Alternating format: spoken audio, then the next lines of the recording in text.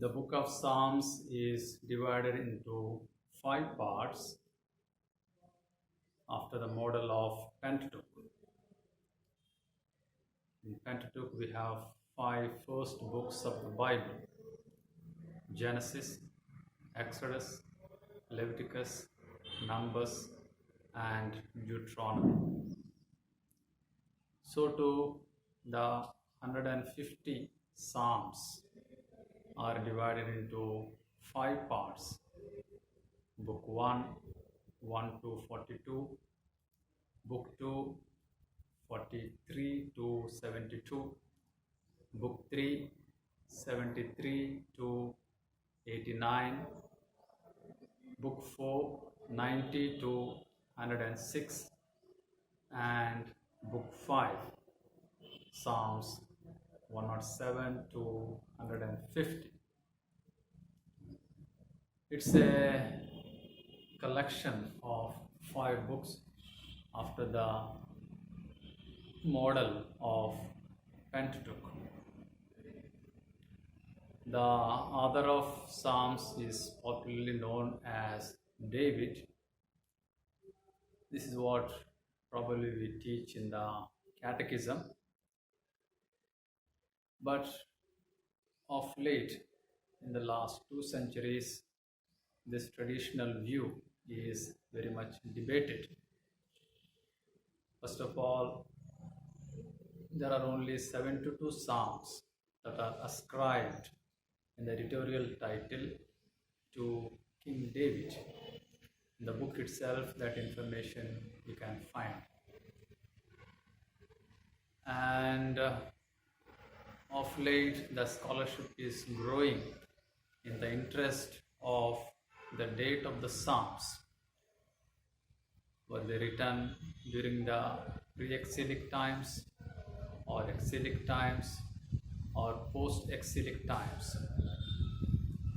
We are all aware that the period of exile extends from 587 BC to 539 BC. For example, Psalm 139 seems to have been written during the exilic times. By the rivers of Babylon, there we sat down and wept. So where is Babylon? Babylon is in the Babylon exile. So some Psalms were written in the pre-exilic times, or the monarchic age, the time of Saul, David, and Solomon, and later on at the time of other kings. And exilic time, and after the exile, under the leadership of Ezra and Nehemiah, the people returned and rebuilt the temple, and thus they restored the lost cultic activities of the temple. In any case, the date of the Psalms is extending from 1000 BCE to 300 BCE. This should be borne in mind whenever we read Psalms. Who is the author of the Psalm? When has it been written? What is the historical context? Today we are going to deal with Psalm 23. The Lord is my shepherd. Psalm 23 is a favorite psalm to all of us. Probably it is the most popular psalm of all the 150 psalms, and we have this psalm very often in the liturgy. For example, on the day of solemnity of the Christ the King and the Good Shepherd Sunday, in the Easter season, and so on. So the imagery or the metaphor of shepherd is popular even in the Old Testament times.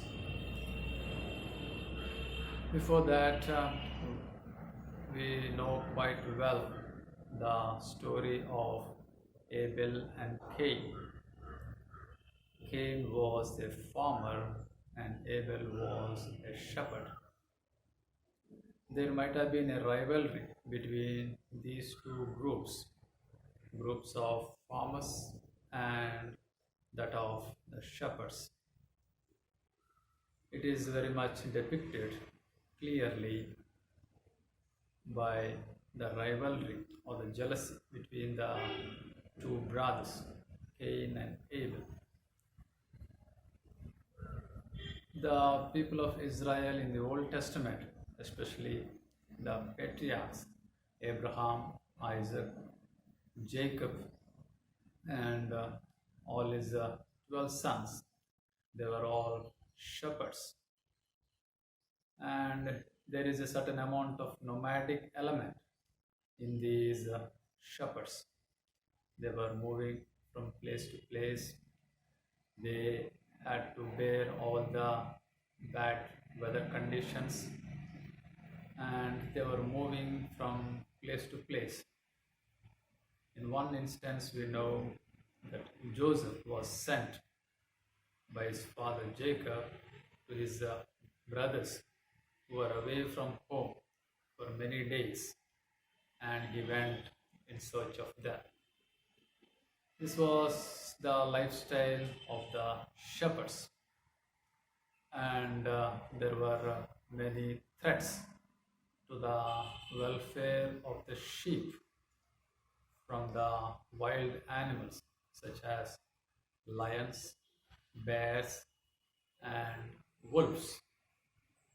In one instance, where the young David was getting ready to kill the Philistine Goliath, Saul was doubtful of the capability of this young boy.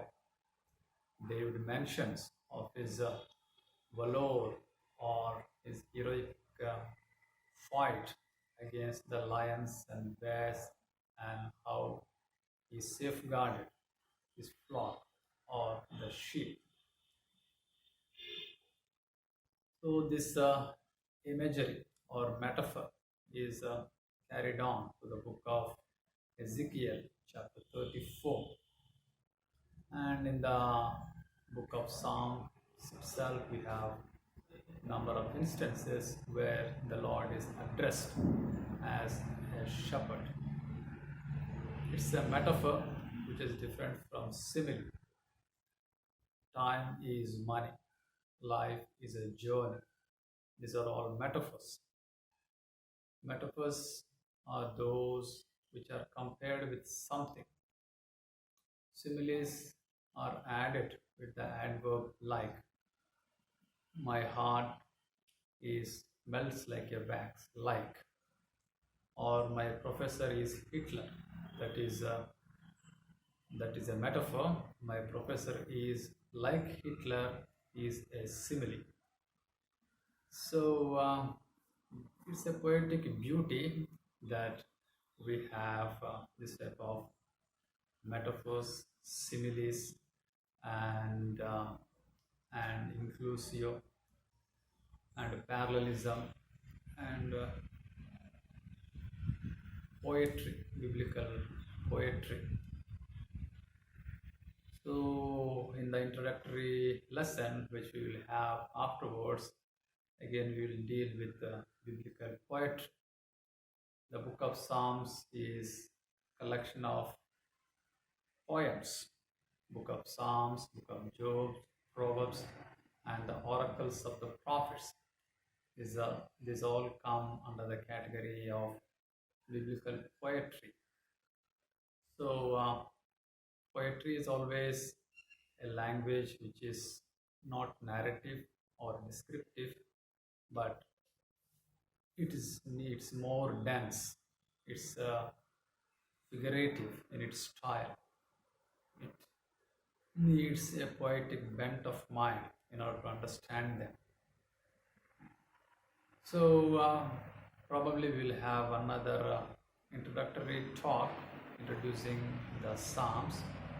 For today's purpose, we will have the Psalm of 100, Psalm of 23. Psalms.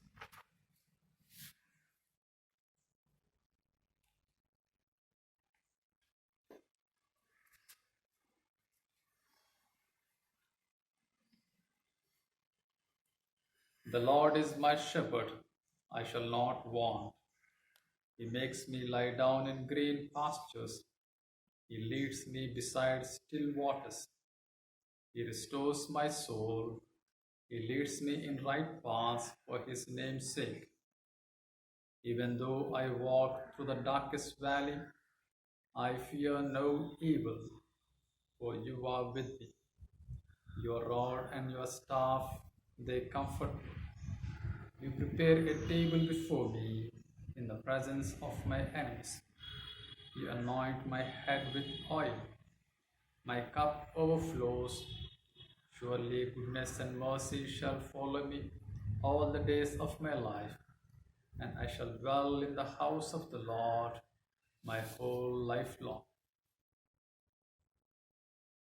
It's a psalm of trust and confidence in the Lord, in His protection, and in His providence. First of all, whenever we read a psalm, we read the caption or the heading of the psalm. Psalm 23, the heading of this psalm is the Divine Shepherd. Following it, there is in smaller font a Psalm of David. Notice that the Divine Shepherd is not there in Hebrew language, but only a Psalm of David, Mizmor David. Therefore, let us at the very beginning itself make a distinction between the caption and the title. In this case, the caption is the Divine Shepherd, and the title is a Psalm of David. Title usually has three information: the instruction to the choir master, and the author, and the historical context. Instruction to the choir master, on which instrument he must play or sing the psalm, and the supposed author of the psalm, and the historical context of the psalm. For example, in the case of Psalm 51, the historical context is clearly mentioned when Prophet Nathan came to him after he had gone to Bathsheba. So the title is divided in the case of Psalm 51 into three parts. It is to the leader or to the choir master, first part. Second part is the author, a psalm of David or by David. Third part, when the prophet Nathan came to him after he had gone to Bathsheba. We have this historical context in the second book of Samuel, chapters 11 and 12. The book of Psalms, in very many instances, is linked with the historical books, especially First Kings, Second Kings, First Samuel, Second Samuel, First Chronicles, and Second Chronicles.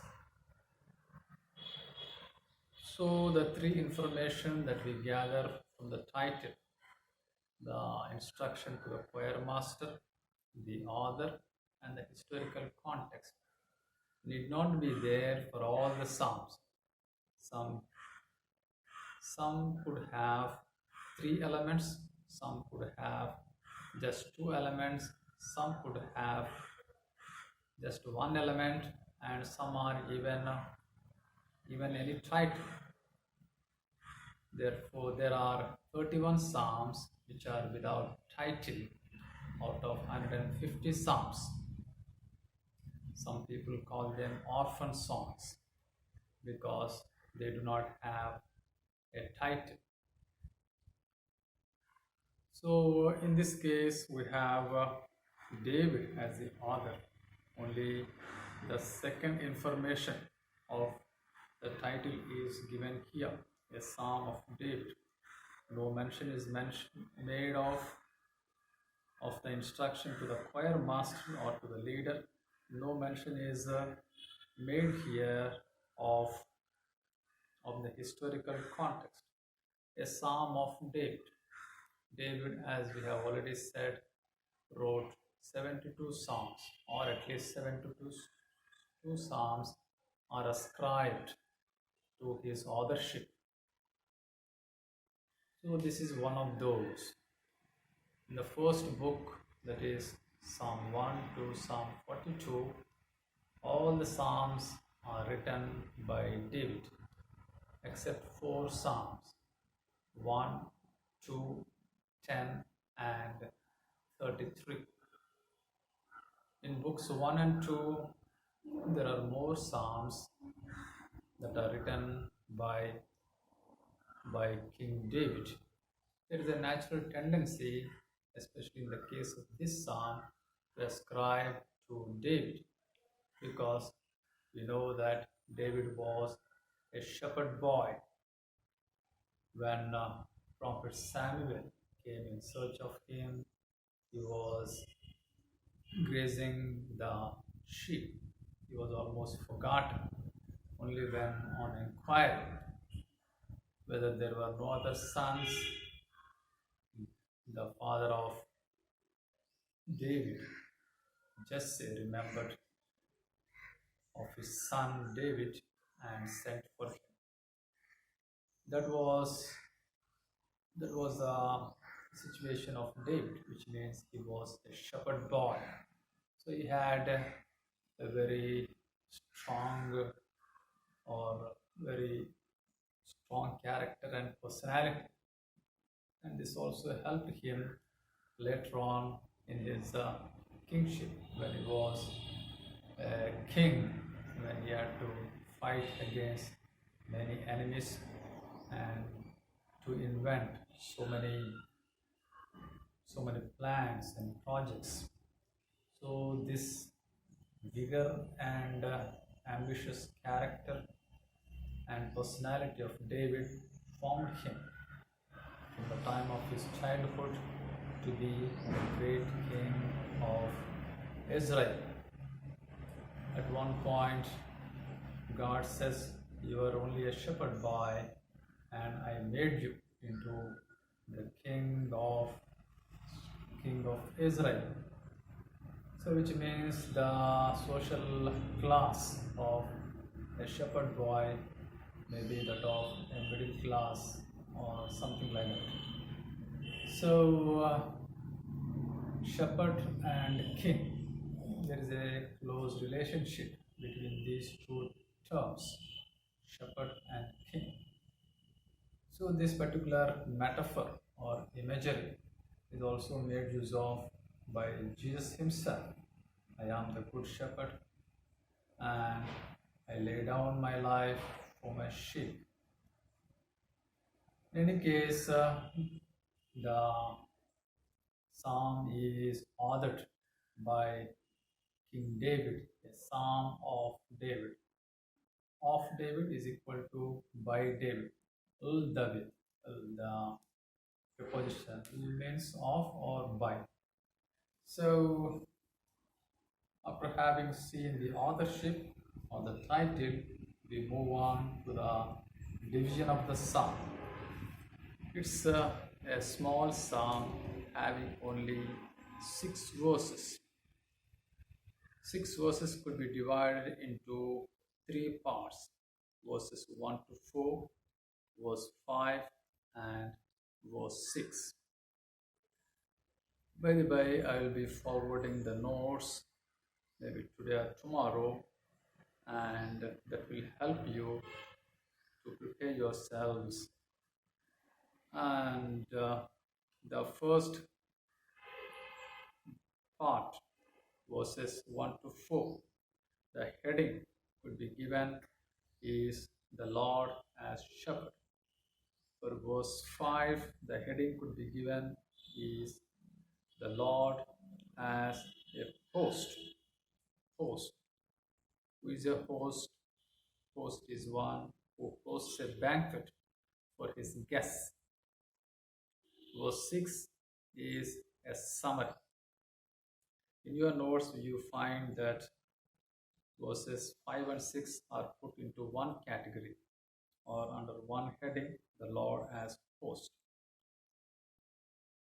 I repeat the verses from 1 to 4.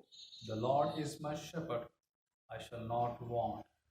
He makes me lie down in green pastures. He leads me beside still waters. He restores my soul. He leads me in right paths for his name's sake. Even though I walk through the darkest valley, I fear no evil, for you are with me. Your rod and your staff, they comfort me.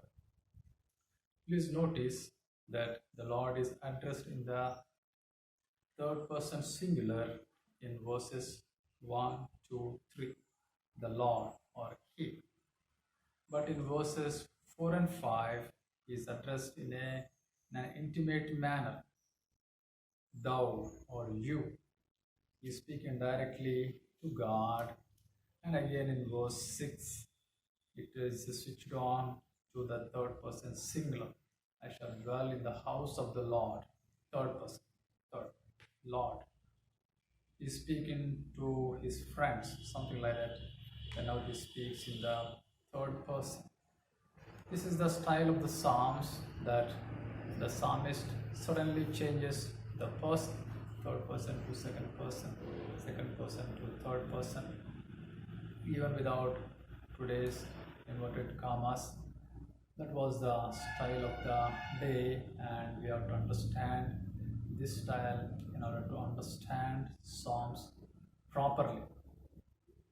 The title that is used for the psalm, for the Lord, for God is the Lord, and it is beginning with the Lord, and also towards the end, the Lord is my shepherd, and towards the end, I shall dwell in the house of the Lord. Again, the Lord. It is a kind of inclusio. It is beginning with the Lord, and it is concluding with the Lord. The Hebrew word for Lord is Yahweh, not Elohim, but Yahweh. So it's a tetragrammaton. The Jews never said or uttered this word Yahweh from their mouths. Rather, whenever they encountered this four-lettered word, they said Adonai, my Lord, Adonai, not the Adonai of Brother Balraju from Karnool. Adon is a town in Karnool district, but Adon in Hebrew means Lord. Adonai, my Lord. So this is called a tetragrammaton, four-lettered word. Yahweh, four-lettered word. So they were not uttering these words whenever they read it, and they bowed down in reverence and they said Adonai. And in some manuscripts we read just 4 stars whenever they see these, whenever they had to write, the scribes, whenever they had to write these 4-lettered word, they used to put 4 stars. You shall not utter the name of the Lord your God in vain. First commandment of the 10 commandments. Even to this day, the Jews continue to use this expression, Adonai or Yahweh. And it's again, we open up a new world, or it's a big thing to speak of Yahweh or the Lord. All the English translations have it Lord, and Jerusalem translation has it Yahweh, H-A-H-Y-A-H-W-H, Yahweh. So there are 16 divine titles in the Old Testament, or names for God in the Old Testament, and the Lord or Yahweh is only one of them. Probably this is the one which is used more times than any other title. Last year you studied about source theory, J-E-D-P. J for Jehovah or Yahweh, E for Elohim, D for Deuteronomistic theology, P for priestly source. J, we know the northern kingdom and southern kingdom. The J, Jehovah in German, in English, Yahweh. So J probably could have been around Jerusalem and Judah area, and Ye or Elohim could have been in the northern kingdom. Elohim, El, God, Elohim, gods, small gods, Ha Elohim, the God. There is a transition even in the understanding of the notion of God in the Israelites from polytheism to monotheism, divine council. Psalm 58 and 82, when we read, we encounter a kind of divine council, a kind of round table conference, something like that. And Yahweh is the true God presiding over this divine council. And he is the supreme God under which these chota gods or sub gods or vassals are present, and they have to execute the orders or the commands of the true God, Yahweh. Angels, Elohim, they are also called as Elohim, little less than a God. Psalm 8, you have made man little less than a God, or Elohim in Hebrew. So Elohim is different from Yahweh even in its characteristic. Elohim is a supreme God, a powerful God, priestly source. God spoke, Genesis 1, and there was the sun, the moon, the stars, the earth, and so on. Elohistic God is the distant God, a fearsome God, whereas J source or Yahweh source, the kind of more anthropomorphic God, a friendly God. He walks with Adam and Eve, and so on.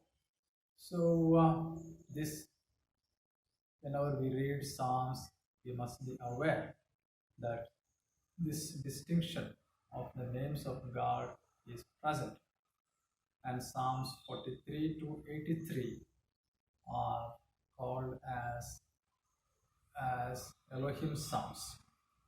More the title God is used, and very few times Lord is used. Just for an instance, we have Psalm 14, where we have the repetition of it again in Psalm 53. Psalm 14, verse 2. The Lord looks down from heaven on humankind. The Lord looks down from heaven. Same song which is repeated in Psalm 53. God looks down from heaven on humankind. Psalm 14, the Lord, here God. So there is something about the difference of names in the Psalms, or even the entire Old Testament, the Lord. This is the same translation also used by the Septuagint. LXX, Septuagint 70 is represented with LXX.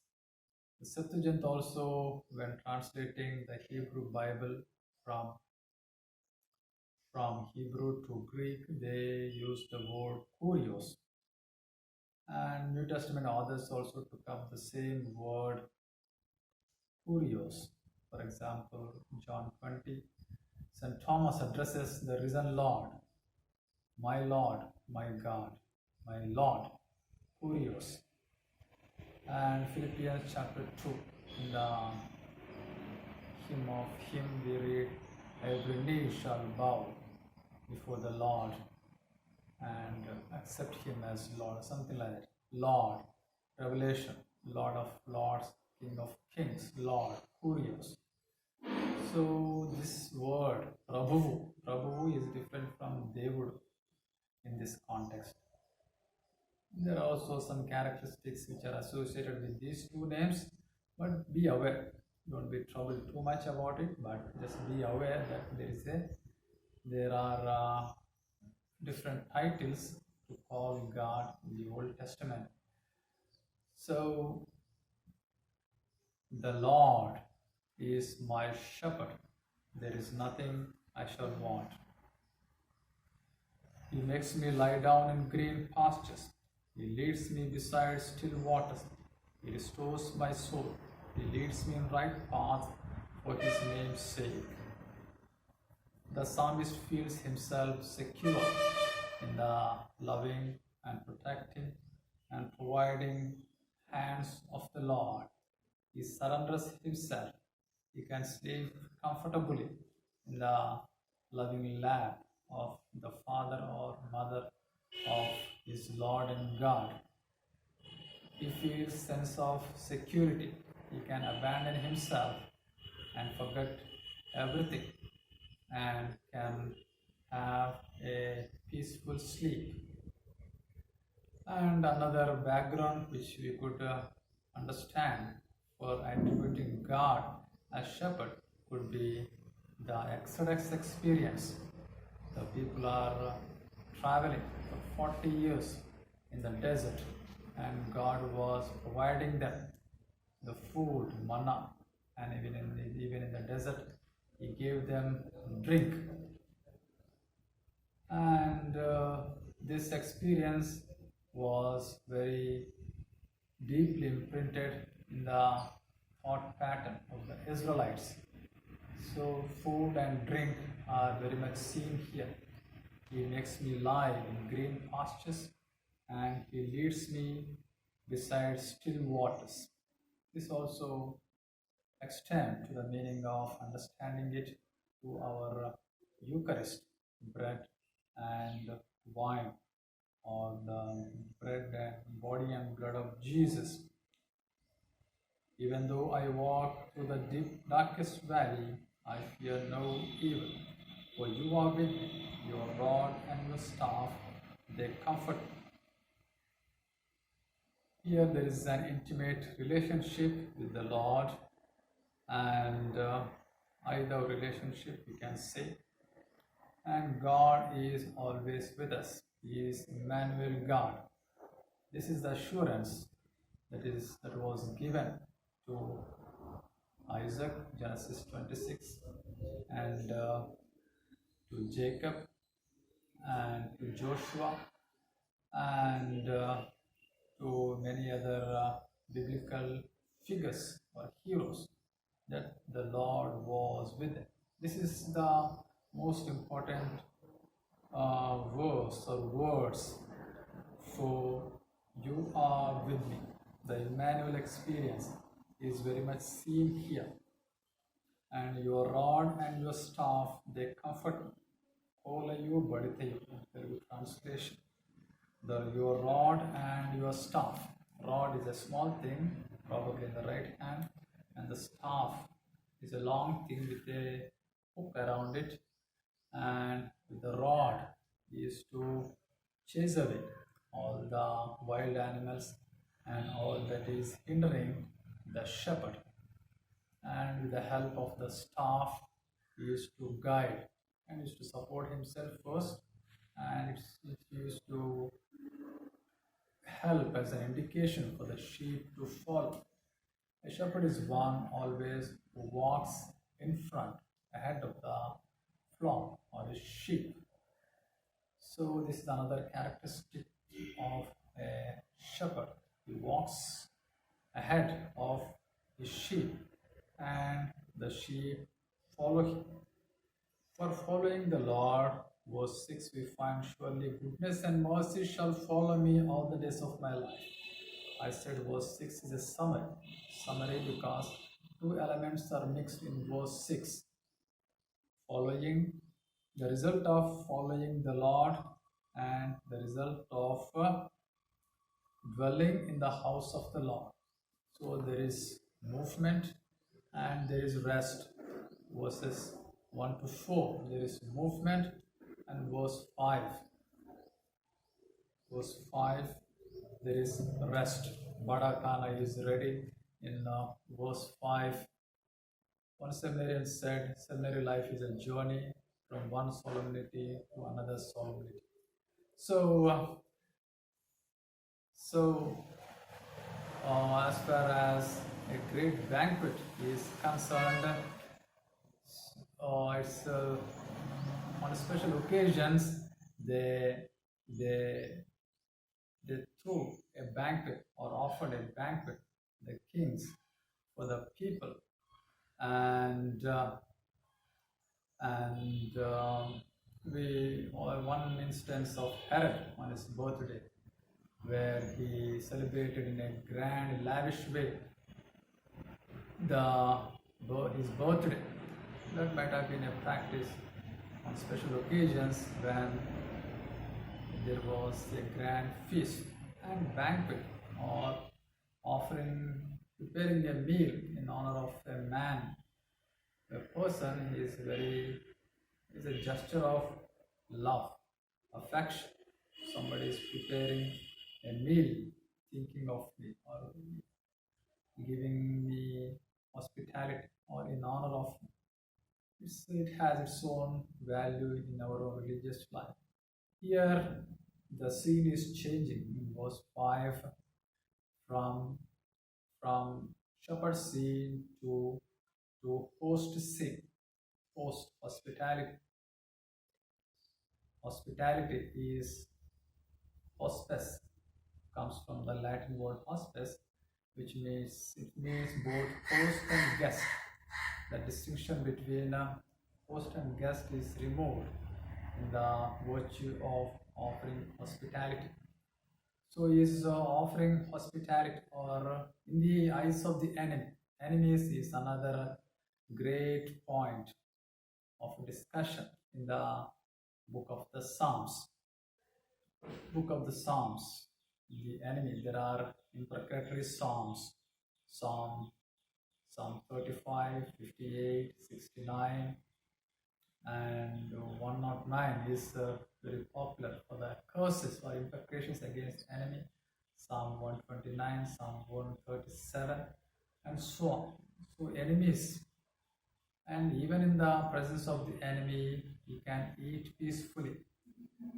The enemy is not to be understood as a real enemy who has to be hated, because Jesus said, love your enemies and pray for those who persecute. This Christian spirit should prevail above all for us, the people of New Testament. And even in the presence of his enemies, the psalmist feel himself secure and comforted. And coming to Psalm verse 6, as I have already said, it's a summary of the two metaphors or imageries: God as shepherd and God as a host. Since he has followed God, the psalmist, and now he has goodness and mercy which are following him, and as a symbol of having a relaxation in the presence of the Lord at the banquet, verse 5. Here also, finally, it is moving towards the spiritual relaxation or tranquility. I dwell in the house of the Lord all the days of my life. Psalm 84. One day within your temple is better than thousand elsewhere. So the psalm is progressing from insecurity to security, from that of materiality to the spirituality, and from that is of um, from body to soul, we can say. There is also a progression from a child, middle-aged man, a youth, middle-aged man, and an adult and mature man. This kind of progress we can find. Finally, concluding, I can conclude on the note of leadership whom we have as political leaders and spiritual leaders and the staff, corporate, which is very much symbolic of today's, is seen as a symbolic gesture or instrument, the crosier in the hands of the bishop, the staff. So let us have respect to our leaders and pray for them because they share or we share in the ministry of the Supreme Good Shepherd, Jesus Christ Himself. Amen. May the Good Shepherd bless us all. Glory be to the Father, and to the Son, and to the Holy Spirit, as it was in the beginning, is now, and never shall be, world without end. Amen.